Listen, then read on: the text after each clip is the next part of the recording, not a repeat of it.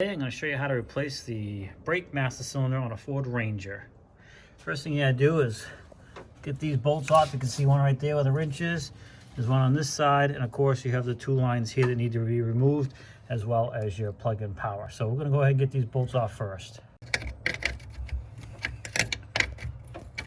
One of those out. This one also holds a bracket for your brake lines, but that'll just slide off. Now I'm going to remove the two brake lines from the master cylinder here. I already loosened them, so I'm just going to unscrew these. You're going to lose a little brake fluid because you're going to lose what's in your master cylinder, but that's fine because you're going to be replacing it anyway. I think I loosened this one up too. Yeah, so we're going to go ahead and get these off, and then I'll show you where we're at. Once you get the outer nut off, that releases the bracket for the wiring and the bracket on the other side. There's a second nut in behind here that you got to remove that actually holds the master cylinder. So once you got those secondary nuts off, this should come loose. It might be a little stuck. You might have to wiggle a little bit, but once you get it, she should come loose. The last thing you gotta do is remove the switch here. You see what has to happen is you gotta lift this thing up over this little lock, and then this will slide out. Once that's out, you have your master cylinder out and ready to replace. And of course you wanna clean up all this area down here and put your new one on.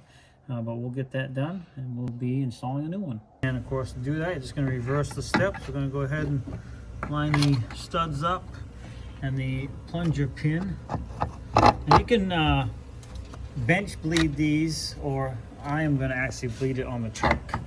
I have a second person, so it's going to be able to help me. I can watch this while someone's pumping the brakes. But if you don't have that and you want to bleed it ahead of time, then you can bench bleed it. Once that's on there, we're going to start replacing the nuts on these studs here. Once your first set of nuts are back on the studs there, you can start putting your hardware back on. So one goes here, and then the second nut will go on top of that, holding that in place.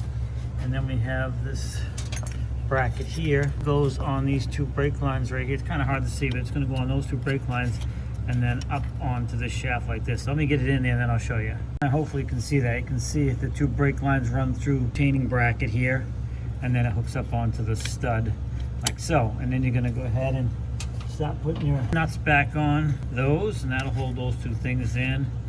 And then that'll all be back together. All right, so the master cylinder is all installed except for the two brake lines. Now we're not going to put those on yet because we're going to put some temporary short lines on so we can bleed it. I see I got the two lines attached and I got them curved. Once you're all said and done and you got fluid in it, you want to make sure that the end of these are below the fluid, so when you pump the brake and release, it can't suck air back into the system. So you can see that's the configuration right now. So when I pump the brakes, instead of the fluid going down to my brakes, the front and rear, it's just going to loop right back up in the reservoir, thus hopefully bleeding all the air out of this system before we tie it into the rest of the system. All I got to do now is top it off with some brake fluid here. Might be hard to see, but if you see in the top center of the screen there, you see some bubbling.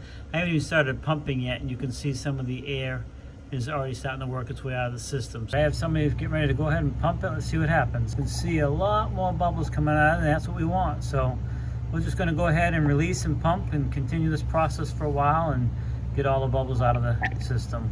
Yep, a lot of air coming out of that one too. You can see we're pumping a little bit faster now, and by doing that, we started off slow so we wouldn't overfill it once we got fluid through the whole system here.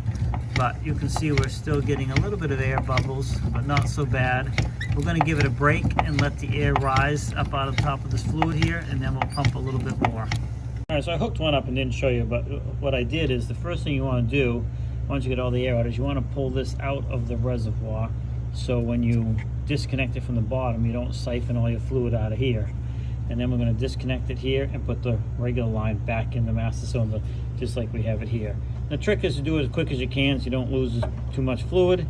And you may have to go around and bleed all your brakes under the vehicle after the fact as well.